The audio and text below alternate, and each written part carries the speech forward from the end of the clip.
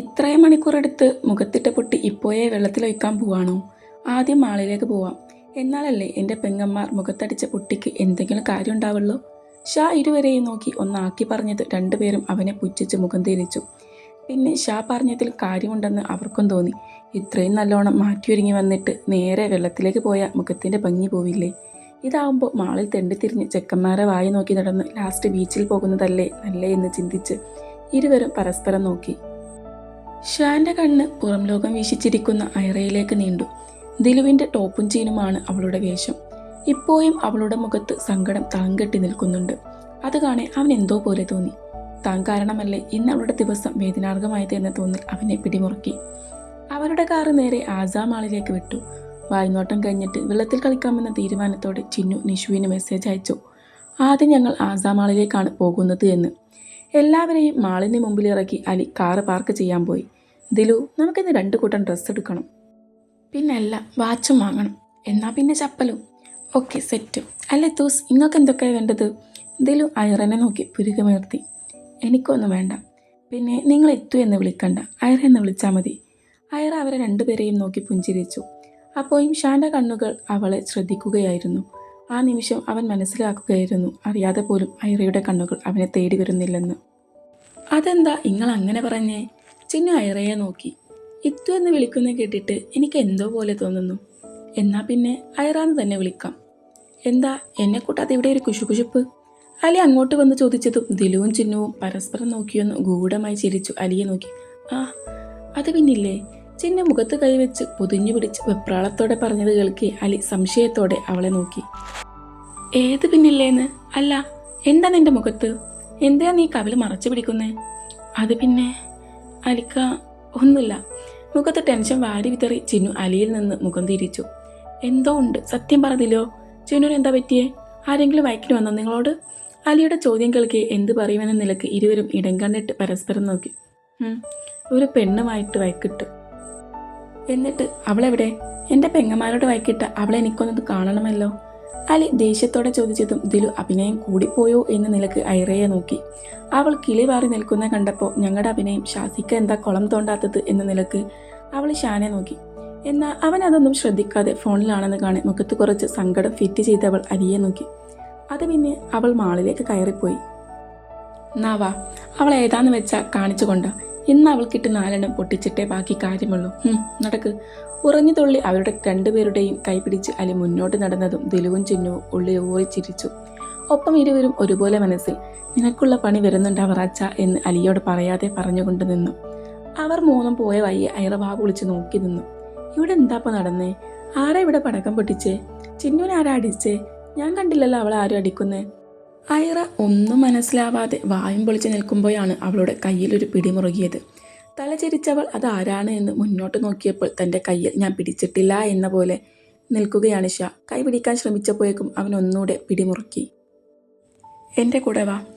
അതും പറഞ്ഞ് തന്നെയും വലിച്ചവൻ പാർക്കിംഗ് ഏരിയയിലേക്ക് നടന്നതും എന്തിനെന്നറിയാതെ അവളും അവനോടൊപ്പം നടന്നു. പാർക്കിംഗ് ഏരിയയുടെ അങ്ങേ തലക്കലെ ചാരിയിട്ട ഡോറ് തുറന്നവൻ പുറത്തേക്കിറങ്ങിയതും ഐറയുടെ കണ്ണുകൾ വിടർന്നു. മരങ്ങളാൽ കാട് പിടിച്ച ഒരു കുഞ്ഞു സ്ഥലമാണത്. അവിടുന്ന് ചുറ്റും നോക്കിയാൽ മനസ്സിലാവും മാളിൻ്റെ പിറകുവശമാണതെന്ന്. ഇയാളെന്താ എന്നെ കൊല്ലാൻ കൊണ്ടുപോവാണോ? ഐറയുടെ ചോദ്യം കേൾക്കെ ഷാ അവളെ വലിച്ച് നെഞ്ചോട് ചേർത്ത് അവളുടെ ചുണ്ടിലേക്ക് ചുണ്ടു ചേർത്തു. ഒപ്പം അവൻ്റെ വലങ്കൈ അവളുടെ അരയിൽ പിടിമുറുകി. ഇടങ്കൈ അവളുടെ കഴുത്തിൽ വെച്ച് അവളെ കൂടുതൽ തന്നിലേക്ക് ചേർത്ത് പിടിച്ചവൻ അവളെ ചുംബിച്ചു കൊണ്ടിരുന്നു. ഐറയുടെ കണ്ണുകൾ ബുൾസൈ പോലെ പുറത്തേക്ക് ഉന്തി വന്നു. അവളുടെ 2 കൈകളും അവൻ്റെ ഷോൾഡറിൽ പിടിമുറുകി. കണ്ണടച്ച് പിടിച്ചു തൻ്റെ മേൽചുണ്ടും കീച്ചുണ്ടും മാറി മാറി ചുംബിക്കുന്നവനെ അടിഞ്ഞു പോകുന്ന കണ്ണുകൾ വലിച്ചു തുറന്നവൾ നോക്കിക്കണ്ടു. കുറച്ച് നിമിഷങ്ങൾക്ക് ശേഷം അവളുടെ ചുണ്ടുകൾ സ്വതന്ത്രമാക്കിയവൻ തലയുയർത്തി അവളുടെ കണ്ണിലേക്ക് നോക്കി. സോറി പെണ്ണെ. അവളുടെ നെറ്റിയോട് നെറ്റിമുട്ടിച്ചവൻ കുറച്ചുനേരം അങ്ങനെ നിന്നു. അവളുടെ പേടി നിറഞ്ഞ കണ്ണിലേക്ക് അവൻ പ്രണയത്തോടെ നോക്കി. വാക്കാൽ ഞാൻ വേദനിപ്പിച്ച നിന്റെ മനസ്സിനെ എൻ്റെ പ്രണയം കൊണ്ട് ഞാൻ തുടച്ചു മാറ്റും. നിന്റെ മനസ്സിലും ഹൃത്തിലുമെല്ലാം ഞാനും എൻ്റെ പ്രണയവും മാത്രം മതി. ഷാന്റെ പ്രണയത്തോടെയുള്ള വാക്ക് കേട്ടവൾ അവനെ പുറകോട്ട് തള്ളി അവനെ കണ്ണുരുട്ടി നോക്കി. കഴിഞ്ഞോ മാഷിൻ്റെ പ്രസംഗം? എന്നാ പോവാൻ നോക്ക്. എനിക്ക് ഇയാളോട് മിണ്ടാനോ ഇയാളെ കാണാനോ താല്പര്യമില്ല. പിന്നെ എന്നെ തൊടാനോ എന്നെ ചുംബിക്കാനോ നിനക്ക് അവകാശമില്ല. ആരോട് ചോദിച്ചിട്ടാ നീ എന്നെ നിന്നോട് ചേർത്ത് പിടിക്കുന്നതും ചുംബിക്കുന്നതുമൊക്കെ? അതിന് മാത്രം ഞാൻ നിന്റെ ആരാ? കാമുകിയാണോ? അല്ലേ ഭാര്യയോ? ദേഷ്യത്തോടെയുള്ള അവളുടെ ചോദ്യം കേൾക്കെ ഷാ അവളെ ചിരിയോടെ നോക്കി അവളെ വലിച്ച് ഒന്നുകൂടെ നെഞ്ചിലേക്കിട്ട് അണച്ചു പിടിച്ചു. നിനക്കറിയണോ നീ എൻ്റെ ആരാണെന്ന്? അവളുടെ ചെവിക്കരികിലേക്ക് മുഖം അടുപ്പിച്ച് ചോദിച്ചതും അവളൊന്ന് പൊള്ളിപ്പിടഞ്ഞു. അവൾ പേടിയോടെ ഉമിനീറിറക്കി. ഷാ തന്നോട് ചേർന്ന് നിൽക്കുമ്പോൾ തന്നിൽ വരുന്ന മാറ്റങ്ങൾ മനസ്സിലാക്കുകയായിരുന്നു അവൾ. അറിയണോന്ന് തൻ്റെ അരയിലെ പിടിമുറുക്കി വശ്യതയോടെ ചോദിച്ചവനെ കാണെ അവൾ പേടിയോടെ യാദൃശ്ചികമായി വേണമെന്ന നിലക്ക് തലയണക്കി. എൻ്റെ ഭാര്യയാണ് നീ. ഭാര്യയോ? ഞെട്ടലോടെ ഐറ ഷാസിനെ നോക്കി. താൻ അറിയാതെ താനെപ്പോൾ ഷാസിൻ്റെ ഭാര്യയായി? ഐറ ഒന്നും മനസ്സിലാവാതെ കൂടിയ ശ്വാസഗതിയോടെ അവനെ തന്നെ നോക്കി. ചുണ്ടിലെ കള്ളച്ചിരിയോടെ ഷാസ് അവളെ തന്നെ നോക്കി. ഭാര്യ? ഞാൻ എന്ന് നിന്നെ സ്നേഹിക്കാൻ തുടങ്ങിയോ അന്ന് മുതൽ നീ എനിക്കെൻ്റെ എല്ലാമാണ്. ഞാനൊരു മഹർ ചാർത്തിട്ടില്ല എന്നേ ഉള്ളൂ. എന്നിരുന്നാലും നീ എനിക്കെൻ്റെ ഭാര്യയെ തന്നെയാണ്. മനസ്സിലായോ? തൻ്റെ നെറ്റിയോട് നെറ്റിമുട്ടിച്ച് പറഞ്ഞവനെ കാണെ ഐറ ആശ്വാസത്തോടെ ശ്വാസം ആഞ്ഞു വലിച്ചു. ഇനി എന്നോട് പിണക്കം കാണിച്ച് ഒഴിഞ്ഞു മാറല്ലേട്ടോ. അറിയാതെ പോലും ഈ എന്നെ നോക്കുന്നില്ല എന്നത് എന്നെ വല്ലാതെ വേദനിപ്പിക്കുന്നുണ്ട്. എനിക്കറിയാം ഞാനിന്ന് പറഞ്ഞത് കൂടിപ്പോയി എന്ന്. അതെൻ്റെ റൂമിൽ പെട്ടെന്ന് നിന്നെ കണ്ടപ്പോൾ എന്നിൽ നിറഞ്ഞു നിന്ന സകലമാന ദേഷ്യവും നിന്നിലേക്ക് തട്ടിയതാ ഞാൻ. എൻ്റെ റൂമിൽ ആരും കയറുന്നത് എനിക്കിഷ്ടമില്ല. അപ്പോൾ പെട്ടെന്ന് നിന്നെ കണ്ടപ്പോൾ എനിക്ക് സഹിച്ചില്ല. അതാ. സോറി പെണ്ണെ. ഷാസ് വീണ്ടും സോറി പറഞ്ഞത് കേൾക്കെ ഐറയൊന്ന് മൂളി. നീയും അസ്കർ സാറും തമ്മിൽ എന്തോ ബന്ധമുണ്ടോ? നിന്റെ റൂമിൽ അസ്കർ സാറും നീയും ഒരുമിച്ചുള്ള ഫ്രെയിമൊക്കെ കണ്ടു, അതുകൊണ്ട് ചോദിച്ചതാ. ഐറ അവനെ തന്നെ നോക്കി. ഷാസിൻ്റെ ഹൃദയം വല്ലാതെ മിടിച്ചു. അസ്കർ പപ്പ ആരായിരുന്നു അയാൾ എനിക്ക് ഇന്ന് ചോദിച്ചാൽ എനിക്കറിയില്ല. പറഞ്ഞു വരുമ്പോൾ എൻ്റെ ആപ്പയുടെ ഫ്രണ്ടാണ് അസ്കറുപ്പ. ആപ്പയോടുള്ള കൂട്ട് വൈകാതെ തന്നെ ഞങ്ങളുടെ കുടുംബക്കാരോട് എല്ലാവരോടുമായിരുന്നു. എന്ത് നല്ല മനുഷ്യനായിരുന്നു എന്നറിയോ അദ്ദേഹം. സ്നേഹത്തോടെയും കരുതലോടെയും എല്ലാവരെയും ചേർത്ത് പിടിക്കുന്ന നല്ലൊരു മനസ്സിനുടമയാണ്. ശരിക്കും എന്നെ സ്വന്തം മോനെ പോലെയാണ് അദ്ദേഹം കണ്ടിരുന്നത്. അത്രയ്ക്ക് ഇഷ്ടമായിരുന്നു ആൾക്ക് എന്നെയും എനിക്ക് അദ്ദേഹത്തെയും. ഷാസ് പറയുന്നത് ഓരോന്നും ശ്രദ്ധിക്കുകയാണ് ഐറ. അസ്കർ സാർ ആരോട് ചോദിച്ചാലും നല്ലത് മാത്രമേ നിങ്ങളെക്കുറിച്ച് കേൾക്കാനാവൂ. നിങ്ങളെ ഓർക്കും തോറും അഭിമാനം തോന്നുന്നു. ജനഹൃദയങ്ങളിൽ ഇത്രയും ആയത്തിൽ നിങ്ങൾ ഇറങ്ങിച്ചെന്നിട്ടുണ്ടെങ്കിൽ അത്രമേൽ അവർക്ക് വേണ്ടി നിങ്ങൾ പ്രയത്നിച്ചിട്ടുണ്ട് എന്നല്ലേ അർത്ഥം.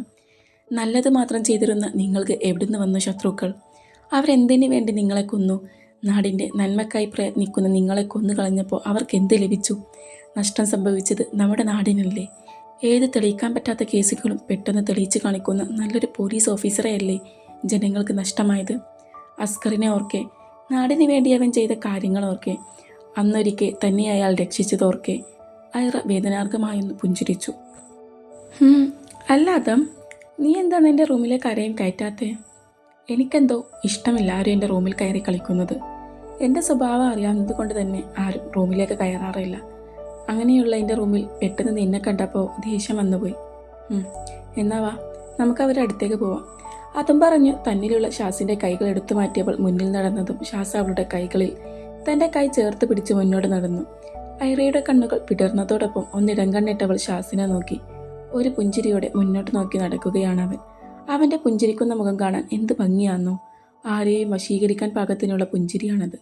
പലപ്പോഴും ഐറ പോലും ആ പുഞ്ചിരിയിൽ മൂക്കും കുത്തി വീണിട്ടുണ്ട്.